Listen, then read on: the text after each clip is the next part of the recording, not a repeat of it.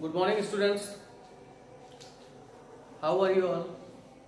उम्मीद करता हूँ घर में सभी सेफ होंगे और पूरी तरह स्वस्थ होंगे, right. So I am Piyush Singh Gaharwar, assistant professor of computer science department in Pentium point technical college Rewa. जैसा कि कॉलेज मैनेजमेंट की ओर से और एमपी हायर एजुकेशन की तरफ से आप सभी स्टूडेंट्स को online education via PDF files, audio files and through live classes provide की जा रही है। मुझे उम्मीद है कि आप सभी को इन सारे स्टडी मटेरियल से काफ़ी हेल्प मिल रही होगी आपके स्टडी में, right. So programming in C++ as your subject is. Last class में हमने प्रोग्रामिंग इन C++ में ऑनलाइन लेक्चर में देखा था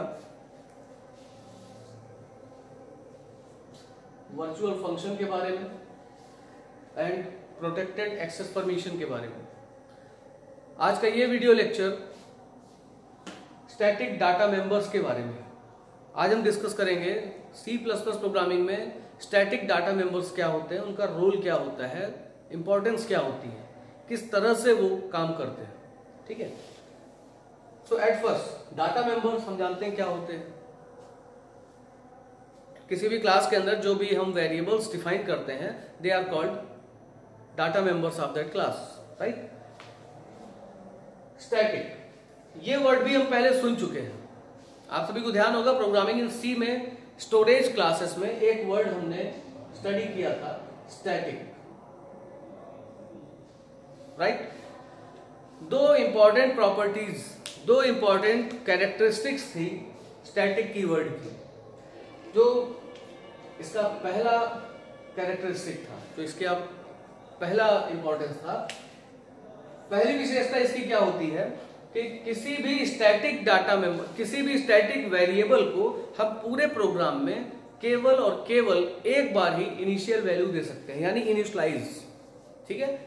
किसी भी स्टैटिक डाटा मेंबर को पूरे प्रोग्राम में सिर्फ एक बार इनिशियलाइज किया जा सकता है। क्लियर है?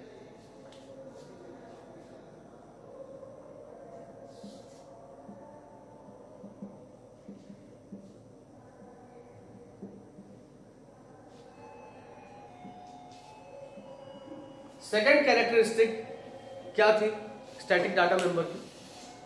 दूसरी इसकी विशेषता ये होती है कि स्टैटिक डाटा मेंबर को यदि हम प्रोग्राम में कोई भी इनिशियल वैल्यू प्रोवाइड नहीं करते हैं, नॉर्मली क्या होता है, अगर आप किसी भी वेरिएबल को कोई वैल्यू प्रोवाइड नहीं करते हैं, ठीक है, कोई भी इनिशियल वैल्यू आप किसी वेरिएबल में अगर नहीं देते हैं और उस वेरिएबल को अगर आप प्रोग्राम में एक्सेस करते हैं, तो ऐसे केस में कंपाइलर उसे गार्बेज वैल्यू प्रोवाइड कर देता है, ठीक है। गार्बेज वैल्यू ले लेता है वो वेरिएबल जिसको इनिशियल वैल्यू हमने नहीं दिया। बट अगर आपने वेरिएबल को स्टैटिक डिफाइन कर दिया है और उसको हमने इनिशियल वैल्यू प्रोग्राम में प्रोवाइड नहीं की है, तो भी वो गार्बेज वैल्यू एक्सेप्ट नहीं करता है, वो ऑटोमेटिकली अपने आप को 0 से इनिशिएट कर लेता है। क्लियर है?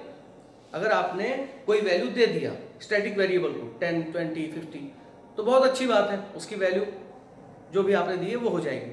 बट यदि हमने वैल्यू नहीं दिया है, भूल गए हैं या जानबूझकर नहीं दिया है, in that case static value initiate itself by 0, ठीक है। वो अपनी वैल्यू खुद की क्या मान लेता है, 0 मान लेता है। क्लियर?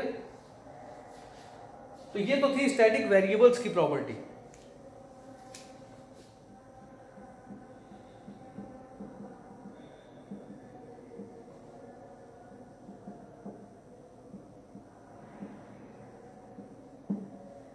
ये दो कैरेक्टरिस्टिक्स होती थी स्टैटिक वेरिएबल की।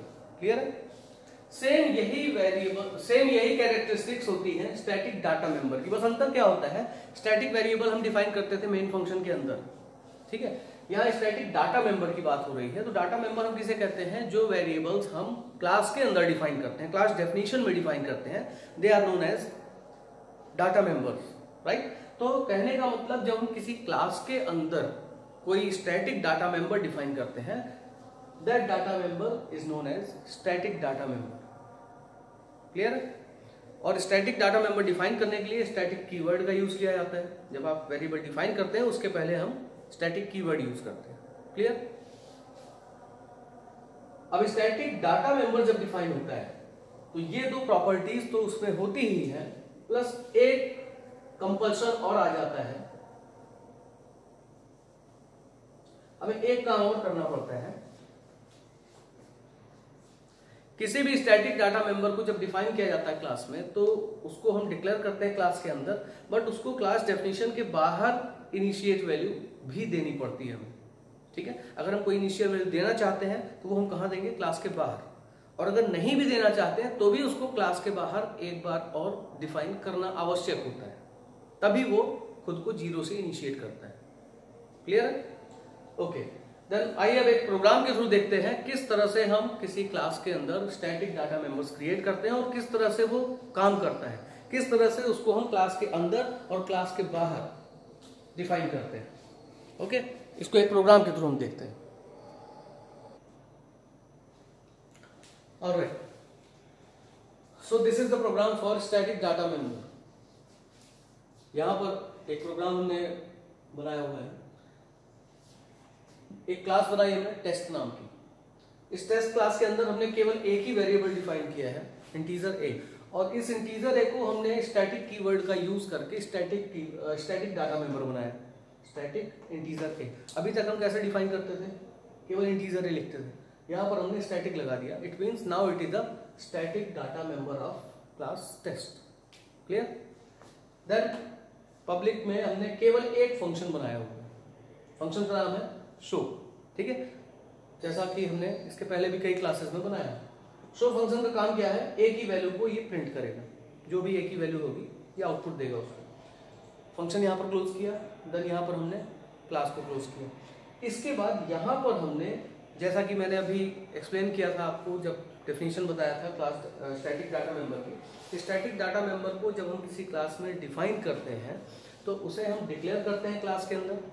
ठीक है, और क्लास के अंदर डिक्लेरेशन होने के बाद, वैसे भी आपने देखा होगा अब तक जितनी भी आपने क्लासेस बनाई, प्राइवेट लिखने के बाद जब आप डाटा मेंबर्स बनाते हैं, यानी जब वेरिएबल्स डिफाइन करते हैं, तो कभी भी यहाँ पर इक्वल दे करके आप वैल्यू देकर इनिशिएट नहीं करते।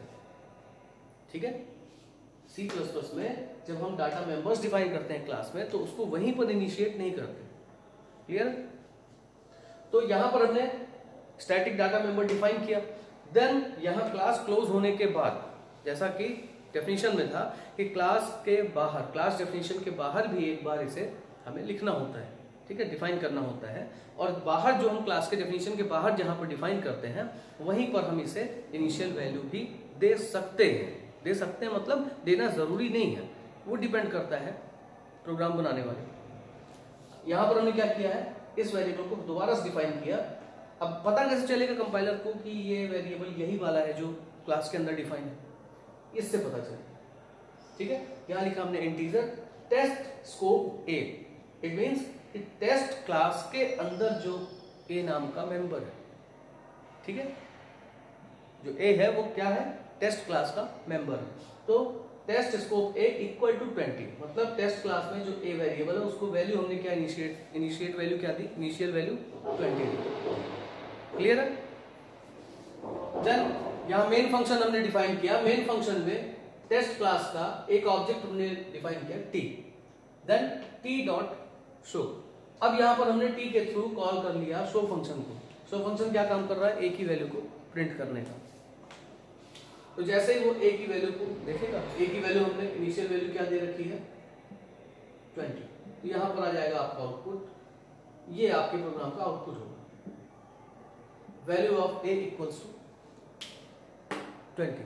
ठीक है, इसकी एक और कैरेक्टरिस्टिक जो बताई थी स्टैटिक डाटा मेंबर की मैंने, कि अगर हम यहां पर तो हमने इनिशियल वैल्यू दे दिया 20, अगर हम इनिशियल वैल्यू नहीं देते हैं इन केस, ठीक है, अगर हमने प्रोग्राम में स्टैटिक डाटा मेंबर डिफाइन किया क्लास के अंदर और बाहर जब डिफाइन किया तो हम इनिशियल वैल्यू नहीं दे रहे, ठीक है,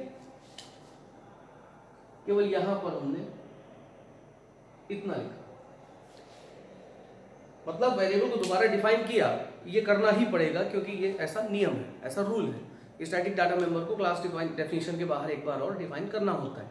ठीक है, तो अगर हम वैल्यू दे रहे हैं तब तो हमने देखा कि हमको दी गई वैल्यू मिल रही है, आउटपुट में मिल रही है।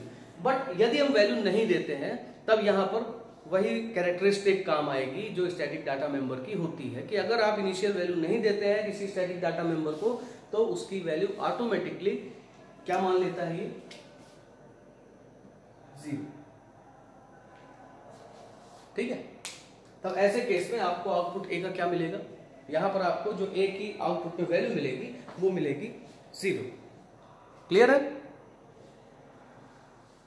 तो इस तरह से स्टैटिक डाटा मेंबर को हम इंप्लीमेंट करते हैं किसी भी क्लास में।